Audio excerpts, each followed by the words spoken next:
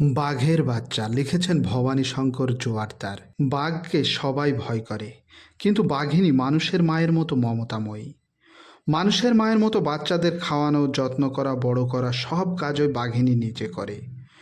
বাঘ বা অন্য কেউ এ কাজে তাকে এতটুকু সাহায্য করে না। বাঘিনী যদি বাচ্চা রেখে মারা যায়, মাহারা বাচ্চারা অনাথ হয়ে পড়ে। না খেতে পেয়ে অযত্নে শত্রুর হাতে প্রায়ই প্রাণ হারায়। একটি বাচ্চা জন্মাবার কয়েক মিনিট পরে প্রথম চিৎকার করে ওঠে। সঙ্গে সঙ্গে মা তার যত্ন শুরু করে দেয়। প্রথমেই চেটে চেটে ওকে পরিষ্কার আর শুকনো করে তোলে। ছটফটিয়ে উঠেই বাচ্চাটি মায়ের দুধ খাওয়ার চেষ্টা করতে থাকে। তখনও কিন্তু ওর চোখ ফোটে না। চোখ ফুটতে লাগে দিন পাঁচেক। চোখ ফুটলে কিন্তু তখনই ভালোভাবে দেখতে পায় না। বয়স যখন 2 মাস হয়, তখনই সে সব জিনিস স্পষ্ট দেখে। বনের মধ্যে একটা নিরিবিলি জায়গায় বাচ্চাদের নিয়ে বাসা বাঁধে বাঘিনী। বাসাটা সবসময় পরিচ্ছন্ন করে রাখে। বাসায় পাখির একটা পালকও দেখা যায় না। মাংসের টুকরো পড়ে থাকতেও দেখা যায় না। বাচ্চাদের গায়ে একটু ধুলোবালিও লাগতে দেয় না ওদের মা। জন্মের পর অনেক দিন মায়ের দুধ খায় বাচ্চারা। এই সময় মাংস পর্যন্ত ছুঁতে দেওয়া হয় না। 1.5 মাসের হলে একটু করে মাংস খেতে শেখে। বয়স বাড়ার সঙ্গে সঙ্গে মাংস বেশ করে খেতে থাকে। একটা 3 মাসের বাচ্চার প্রায় 1 কেজি মাংস লাগে। বাঘিনী সবসময় নিজের বাসার উপর কড়া নজর রাখে। আগুনের চেহারা নিয়ে কি সতর্ক পাহারা! বাসার দিকে কোনো প্রাণী এগোলেই মা ভাবে ওর বাচ্চার ক্ষতি করতে আসছে। সেই আশঙ্কায় তাকে শেষ করে দেয়। কিন্তু যখন তা সম্ভব হয় না, বাচ্চাদের নিরাপত্তার জন্য মা চঞ্চল অস্থির হয়ে ওঠে। তখন মা বাচ্চাগুলোকে এক এক করে নিরাপদ জায়গায় সরিয়ে ফেলার চেষ্টা করে। সরাবার কাজটা সহজ নয়।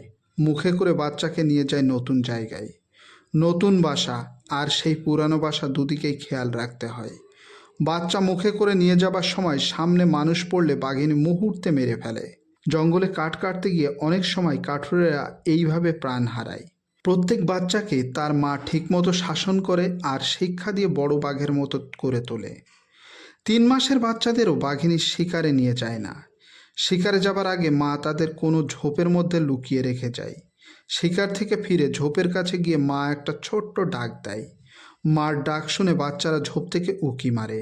মা তখন শিকারের চামড়া ছিঁড়ে নরম মাংস বের করে দেয় আর বাচ্চারা মহানন্দে খায়। বাচ্চা আরও একটু বড় হলে দিনের বেলায় কিন্তু বেরোয় না। মাও তাদের সঙ্গে নিয়ে শিকার বা ঘুরতে বেরোয় না। শেষ রাতে হয়তো মা কোনো শিকার ধরে এনে বাচ্চাদের ডাক দিল। বাচ্চারাও ঝোপ থেকে ফাঁকা জায়গায় বেরিয়ে এসে খেতে লাগলো। খেতে খেতে যদি ভোর হয়ে আসে, দিনের আলো দেখা মাত্র বাচ্চারা শিকার ছেড়ে কাছাকাছি কোথাও লুকিয়ে পড়ে। মা তখন শিকার আগলে সারা দিন পাহারা দেয়। মাঝে মাঝে বাচ্চাদের গিয়ে দেখে আসে। দিনের আলো নিভলেই বাচ্চারা বেরিয়ে এসে আবার খেতে শুরু করে। কি করে শিকার ধরতে হয় বাচ্চাদের শেখানো মার একটা বড় দায়িত্ব।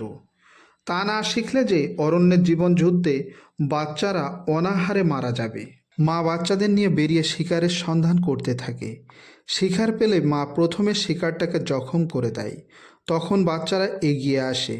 ওরা বারে বারে আঘাত করে শিকারকে, একেবারে মেরে ফেলে। বাচ্চাদের সাঁতার শেখানো মার আর এক দায়িত্ব। নিজে খানিকটা জলে নেমে বাঘিনী ডাঙার দিকে মুখ করে বসে থাকে।